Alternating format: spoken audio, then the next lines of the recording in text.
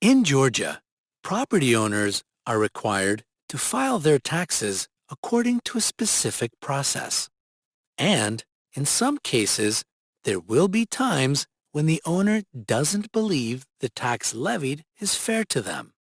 Let's talk about what is supposed to happen in this situation. First, it's important to know the rules and procedures for filing property tax returns in Georgia.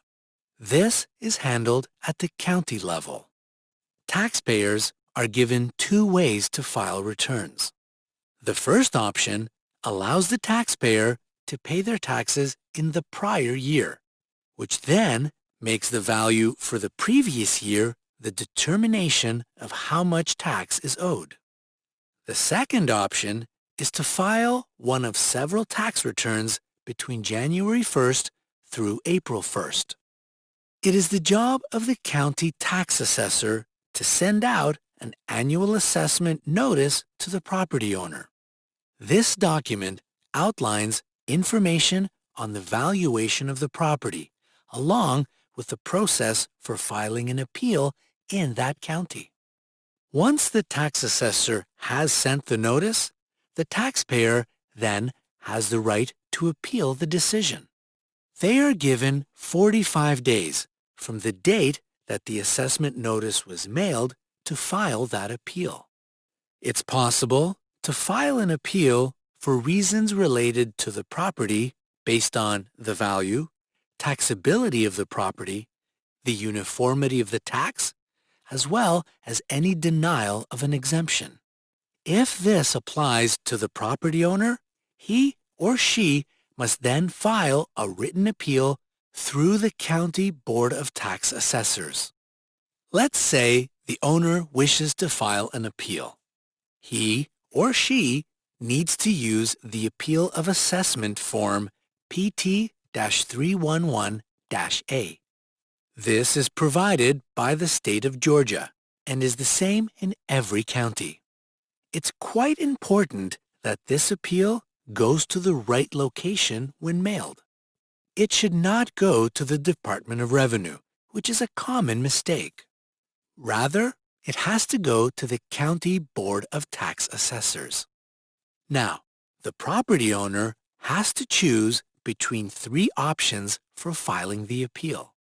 Here's a breakdown. First, there is the possibility of appealing to the County Board of Equalization.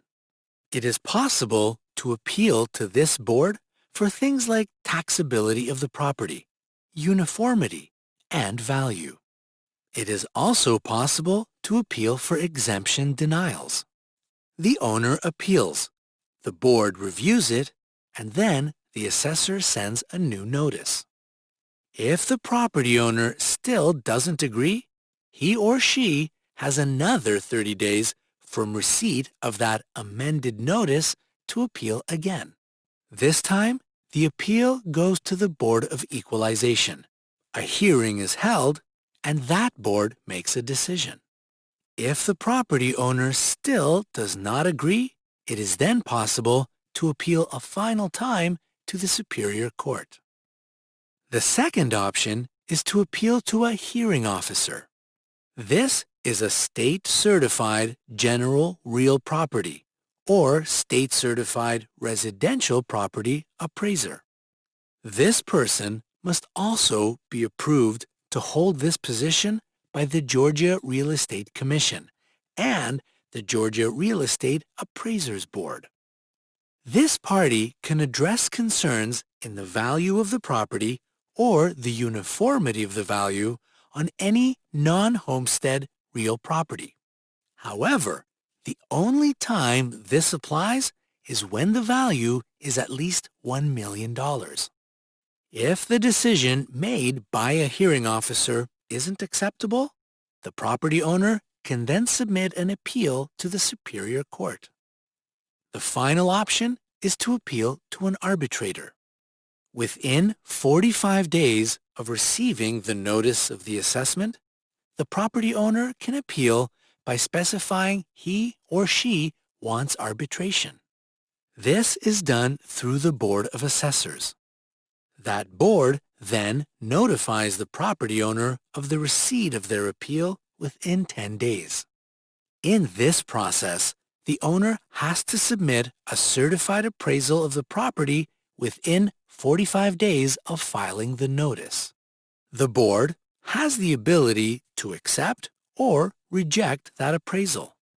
If it is rejected, the board must then certify the appeal to the county clerk of the Superior Court for an arbitration hearing.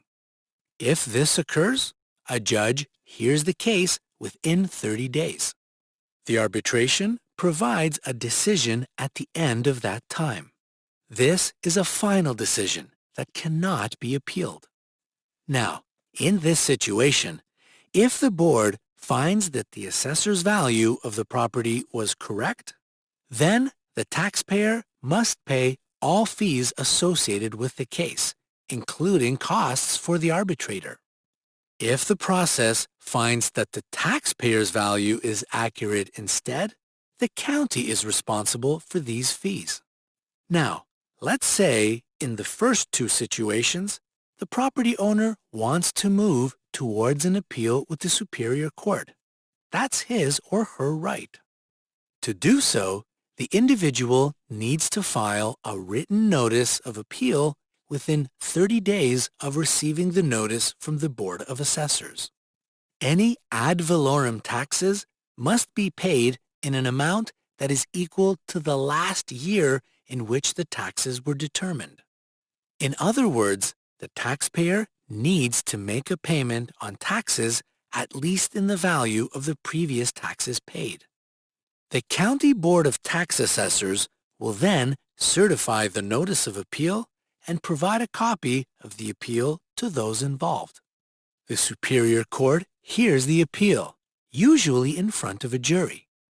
If the Superior Court rules in favor of the property owner, it is possible for the property owner to recover some of his or her fees, such as attorney fees and appeal hearing fees. The decision made by the Superior Court is then considered final.